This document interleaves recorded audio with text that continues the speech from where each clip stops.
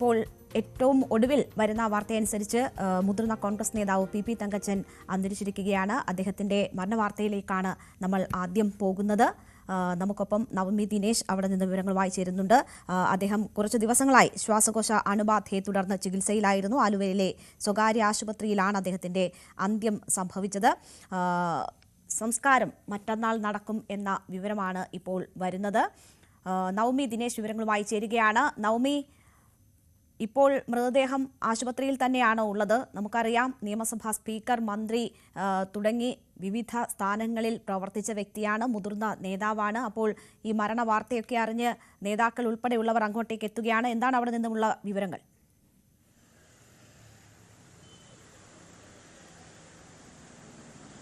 രണിക, August 15-ാം തീയതിയായിരുന്നു P തങ്കച്ചനെ വാർദ്ധക്യ സഹജമായ അസുഖങ്ങളെ തുടർന്ന് ആശുപത്രിയിൽ പ്രവേശിപ്പിച്ചത്. ആലുവ രാജഗിരി ആശുപത്രിയിലായിരുന്നു.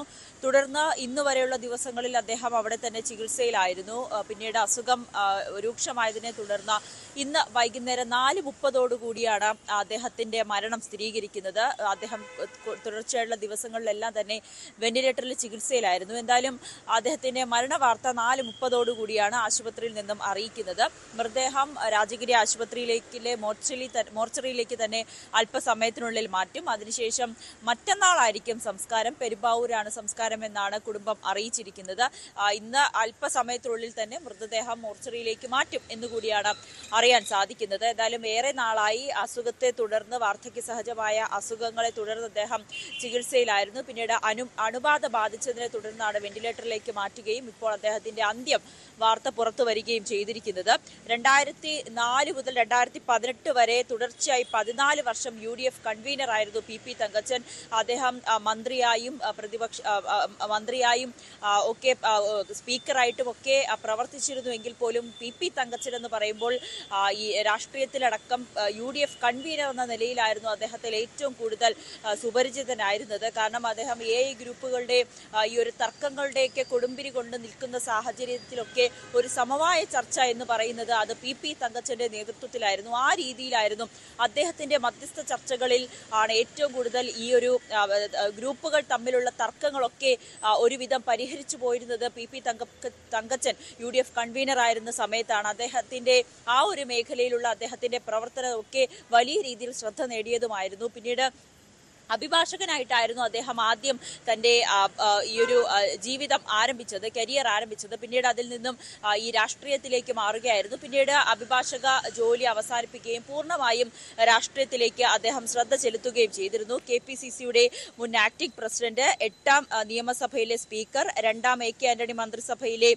കൃഷി വകുപ്പ് മന്ത്രി എന്നീ നിലകളിലൊക്കെ അദ്ദേഹം പ്രവർത്തിച്ചിട്ടുണ്ട്. 1939 ജൂലൈ 29-നായിരുന്നു എറണാകുളം അങ്കമാലി ായിരുന്നു അദ്ദേഹത്തിന്റെ ജനനം. പിന്നീട് ഈ പെരുമ്പാവൂർ എന്ന ഒരു സ്ഥലത്തെ ഇത്രയേറെ പ്രചാരണം കൊണ്ടുവന്ന്, അല്ലെങ്കിൽ നിയമസഭയിലടക്കം തുടർച്ചയായി 4 തവണയാണ് പെരുമ്പാവൂരിൽ നിന്നും അദ്ദേഹം വിജയിച്ചു കയറിയത്. ആ രീതിയിലൊക്കെ പെരുമ്പാവൂരിനെ ഇത്രയേറെ പ്രശസ്തമാക്കിയതും പി തങ്കച്ചൻ എന്ന ഈ ഒരു കോൺഗ്രസിന്റെ മുതിർന്ന പ്രധാനപ്പെട്ട ഒരു നേതാവായിട്ടുള്ള പി തങ്കച്ചൻ തന്നെയായിരിക്കും. പിന്നീട് അദ്ദേഹത്തിന്റെ രാഷ്ട്രീയ ജീവിതത്തിലേക്ക് വന്നാൽ 1968 പെരുമ്പാവൂർ മുനിസിപ്പാലിറ്റിയുടെ ചെയർമാനായിട്ടായിരുന്നു അദ്ദേഹം പൊതുരംഗത്തേക്കുള്ള അദ്ദേഹത്തിന്റെ പ്രവേശനം. പിന്നീട് 1968 രാജ്യത്തെ ഏറ്റവും പ്രായം കുറഞ്ഞ കോർപ്പറേഷൻ ചെയർമാൻ എന്ന റെക്കോർഡും പി തങ്കച്ചന്റെ പേരിലാണ്. പിന്നീട് 68 മുതൽ 80 വരെ പെരുമ്പാവൂർ കോർപ്പറേഷൻ കൗൺസിൽ അംഗമായിരുന്നു. 77 മുതൽ 89 വരെ എറണാകുളം DCC പ്രസിഡന്റായും 80 മുതൽ 82 കാലഘട്ടങ്ങളിൽ പെരുമ്പാവൂർ കോർപ്പറേഷന്റെ പ്രതിപക്ഷ നേതാവായും പി തങ്കച്ചൻ പ്രവർത്തിച്ചിട്ടുണ്ട്. 82-ലാണ് അദ്ദേഹം പെരുമ്പാവൂരിൽ നിന്നും ആദ്യമായി നിയമസഭയിലേക്ക് എത്തുന്നത്. പിന്നീട് തുടർച്ചയായിട്ടുള്ള 3 വർഷങ്ങളിൽ 87, 91, 96 വർഷങ്ങളിൽ നിയമസഭയിൽ തന്നെ അദ്ദേഹം MLA ആയി എത്തുകയും ചെയ്തു. അങ്ങനെ 4 തവണയാണ് പെരുമ്പാവൂരിൽ നിന്നുള്ള MLA ആയി പി തങ്കച്ചൻ നിയമസഭയിൽ എത്തിയത്. 87, 91 കാലഘട്ടങ്ങളിൽ കോൺഗ്രസ് പാർലമെന്ററി സെക്രട്ടറിയായും അദ്ദേഹം പ്രവർത്തിക്കുകയും ചെയ്തിരുന്നു. പിന്നീട് 2001 അദ്ദേഹം വീണ്ടും നിയമസഭയിലേക്ക് പെരുമ്പാവൂരിൽ നിന്ന് മത്സരിച്ചുവെങ്കിലും CPMലെ രാജു പോളിനോട് പരാജയപ്പെടുകയായിരുന്നു. 2006 നിയമസഭാ തിരഞ്ഞെടുപ്പിൽ കുന്നത്ത് നാട്ടിൽ നിന്നായിരുന്നു പിന്നീട് അദ്ദേഹം മത്സരിച്ചത്. അവിടെയും അദ്ദേഹത്തിന് പരാജയം ഏറ്റുവാങ്ങേണ്ടി വന്നു. 91, 95 കരുണാകരൻ മന്ത്രിസഭയിൽ സ്പീക്കറായും 95-96 AK ആന്റണി മന്ത്രിസഭയിലെ കൃഷി വകുപ്പ് മന്ത്രിയുമായിട്ടായിരുന്നു അദ്ദേഹം പ്രവർത്തിച്ചത്. 96-2001 നിയമസഭയിൽ പ്രതിപക്ഷത്തിന്റെ ചീഫ് വിപ്പായും PP തങ്കച്ചൻ പ്രവർത്തിച്ചിരുന്നു. അങ്ങനെ കോൺഗ്രസ് രാഷ്ട്രീയത്തിന്റെ പ്രധാനപ്പെട്ട മാറ്റി നിർത്താൻ കഴിയാത്ത ഒരു നേതാവ് തന്നെയായിരുന്നു PP തങ്കച്ചൻ. അദ്ദേഹത്തിന്റെ വിയോഗത്തെ ഏറെ ദുഃഖത്തോടെയാണ് പാർട്ടി അംഗങ്ങൾ നോക്കിക്കാണുന്നത്. പക്ഷെ അദ്ദേഹം ദീർഘനാളായ അസുഖത്തെ തുടർന്ന് ആലുവ രാജഗിരി ആശുപത്രിയിൽ ചികിത്സയിലുമായിരുന്നു. അതിനെ തുടർന്ന് ഇന്ന് 4:30 അദ്ദേഹത്തിന്റെ മരണം സ്ഥിരീകരിക്കുന്നത്. എന്തായാലും PP തങ്കച്ചൻ എന്ന UDF കൺവീനർ എന്ന നിലയിലുള്ള അദ്ദേഹത്തിന്റെ പ്രവർത്തനത്തെയാണ് രാഷ്ട്രീയ നേതാക്കളടക്കം ഏറെ ബഹുമാനത്തോടെ നോക്കിക്കാണുന്നത്. കാരണം ഒരു ഗ്രൂപ്പ് തർക്കങ്ങളൊക്കെ നിൽക്കുന്ന സമയത്തൊക്കെ അദ്ദേഹത്തിന്റെ ഒരു ഇടപെടൽ, അദ്ദേഹത്തിന്റെ നേതൃത്വത്തിൽ നടത്തിയ ഒരു സമവായ ചർച്ചകളൊക്കെ ഏറെ ഫലം കണ്ടതുമൊക്കെ രാഷ്ട്രീയ കേരളം സാക്ഷ്യം വഹിച്ചതാണ്. അങ്ങനെ PP തങ്കച്ചൻ വിടവാങ്ങുമ്പോൾ കേരള രാഷ്ട്രീയത്തിൽ അല്ലെങ്കിൽ കോൺഗ്രസ് രാഷ്ട്രീയത്തിന് ഒരു വലിയ നഷ്ടം കൂടിയാണ് സംഭവിച്ചിരിക്കുന്നത്. തീർച്ചയായും അങ്ങനെ കോൺഗ്രസിനെ സംബന്ധിച്ച് വളരെ പ്രധാനപ്പെട്ട റോളുകൾ ഉണ്ടായിരുന്ന, ഒപ്പം തന്നെ ഗ്രൂപ്പിനും മറ്റും അതീതമായി എല്ലാവരോടും സൗഹൃദവും ഒക്കെ സൂക്ഷിച്ചിരുന്ന പ്രധാനപ്പെട്ട ഒരു നേതാവാണ് വിട പറയുന്നത്.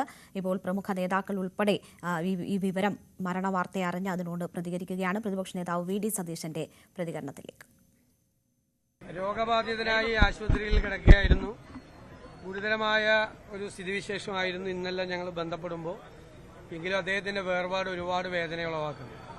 ഞങ്ങൾക്കെല്ലാം വളരെ വിദ്യാർത്ഥിയായിരിക്കുന്ന കാലം മുതൽ, KSU പ്രവർത്തകരായിരിക്കുന്ന കാലം മുതൽ ഏറ്റവും അടുത്ത് ബന്ധമുണ്ടായിരുന്ന, പിതൃതുല്യനായിരുന്ന ഒരാളായിരുന്നു തങ്കച്ചൻ സാർ. എറണാകുളം ജില്ലാ കോൺഗ്രസ് കമ്മിറ്റിയുടെ പ്രസിഡന്റും നിരവധി പ്രാവശ്യം പെരുമ്പാവൂരിൽ നിന്ന് MLAയും മന്ത്രിയും സ്പീക്കറും അതുപോലെ UDFന്റെ കൺവീനറും KPCCയുടെ പ്രസിഡന്റും ഒക്കെയായി കോൺഗ്രസിന്റെയും UDFന്റെയും തലപ്പത്ത് വളരെ സൗമ്യമായ പെരുമാറ്റത്തോടുകൂടി നിലനിന്നിരുന്ന എല്ലാവർക്കും പ്രിയങ്കരനായ രാഷ്ട്രീയ നേതാവായിരുന്നു അദ്ദേഹം. രാജ്യത്ത് തന്നെ ഏറ്റവും നേരത്തെ നവമി സൂചിപ്പിച്ചതുപോലെ തന്നെ ഏറ്റവും പ്രായം കുറഞ്ഞ നഗരസഭാ ചെയർമാനായി അദ്ദേഹം 68-ൽ പെരുമ്പാവൂർ നഗരസഭാ ചെയർമാനായി സ്ഥാനമേൽക്കുമ്പോൾ അദ്ദേഹം രാജ്യത്ത് തന്നെ ഏറ്റവും പ്രായം കുറഞ്ഞ നഗരസഭാ ചെയർമാനായിരുന്നു. അഭിഭാഷകനായി കരിയർ തുടങ്ങിയ PP തങ്കച്ചൻ പിന്നീടാണ് രാഷ്ട്രീയ വഴിയിലേക്ക് നീങ്ങുന്നത്. നേരത്തെ സൂചിപ്പിച്ചതുപോലെ തന്നെ ഏറെ നാൾ UDF കൺവീനർ സ്ഥാനം അദ്ദേഹം അലങ്കരിച്ചിരുന്നു. മുന്നണിയെ ഒരുമിച്ച് കൊണ്ടുപോകുന്നതിന് അദ്ദേഹത്തിന്റെ എല്ലാവരുമായുള്ള സൗഹൃദവും ഒപ്പം തന്നെ ഗ്രൂപ്പുകൾക്കും രാഷ്ട്രീയത്തിനും അതീതമായിട്ടുള്ള സൗഹൃദവും അത് നിലനിർത്തിക്കൊണ്ടുപോകാനുള്ള കഴിവുമൊക്കെ മുന്നണിയുടെ കൺവീനറായി തുടരുമ്പോൾ, ദീർഘകാലം തുടരുമ്പോൾ അത് മുന്നണിക്ക് വലിയ രീതിയിൽ ഗുണം ചെയ്തതാണ്. ഇപ്പോൾ PK കുഞ്ഞാലിക്കുട്ടി അദ്ദേഹത്തിന്റെ വിയോഗ വാർത്തയോട് പ്രതികരിക്കുന്നു. തങ്കച്ചൻ കേരളത്തെ സംബന്ധിച്ചിടത്തോളം വലിയ ഒരു നഷ്ടമാണ് അദ്ദേഹത്തിന്റെ വേർപാടിലൂടെ ഉണ്ടാക്കിയിരിക്കുന്നത്. കോൺഗ്രസിന്റെ അധ്യക്ഷൻ, അതുപോലെ തന്നെ നിയമസഭയിൽ തന്നെ ദീർഘകാലം ഞങ്ങളുടെയൊക്കെ ഏറ്റവും ആദരണീയനായ നിയമസഭാ സ്പീക്കർ എന്നുള്ള നിലയിൽ ഒക്കെ വലിയ ഒരു നിലവാരത്തിൽ വലിയ ബഹുമാനത്തോടു കൂടി പ്രവർത്തിച്ച ഒരു രാഷ്ട്രീയ നേതാവായിരുന്നു ശ്രീ തങ്കച്ചൻ. അദ്ദേഹം കേരളത്തെ സംബന്ധിച്ചിടത്തോളം ഒരുപാട് പദവികൾ വഹിച്ചു, ഒരുപാട് സ്ഥാനത്തിരുന്നു. അതിനേക്കാളൊക്കെ ഏറെ ജനഹൃദയത്തിൽ സ്ഥാനം പിടിച്ച ഒരു നേതാവായിരുന്നു. 1991 അദ്ദേഹം നിയമസഭാ സ്പീക്കറായി ചുമതലയേൽക്കുന്നത്. പ്രതിപക്ഷത്തിന്റെ പോലും പിന്തുണ നേടാൻ കഴിയുന്ന തരത്തിലുള്ള അദ്ദേഹത്തിന്റെ സഭയിലെ ഇടപെടലുകൾ ആ രീതിയിൽ പ്രശംസിക്കപ്പെട്ടതാണ്. അദ്ദേഹം കൃഷിമന്ത്രിയായി ചുമതലയേറ്റ കാലത്താണ് കർഷകർക്ക് സൗജന്യമായി വൈദ്യുതി നൽകുന്നതുൾപ്പെടെയുള്ള തീരുമാനങ്ങൾ, സുപ്രധാന തീരുമാനങ്ങൾ എടുത്തിട്ടുള്ളത്. എന്തായാലും കോൺഗ്രസിനെ സംബന്ധിച്ച് അവരുടെ പ്രധാനപ്പെട്ട ഒരു മുഖമാണ് നഷ്ടമാകുന്നത്. അതുമായി ബന്ധപ്പെട്ടുള്ള പ്രതികരണങ്ങളും ഒപ്പം തന്നെ ഓർമ്മ പുതുക്കൽ ഒക്കെ നടത്തുകയാണ് നേതാക്കൾ. എന്തായാലും സംസ്കാരം മറ്റന്നാൾ നടക്കും. നവമി ദിനേശാണ് വാർത്തയുടെ വിശദാംശങ്ങൾ നൽകിയത്.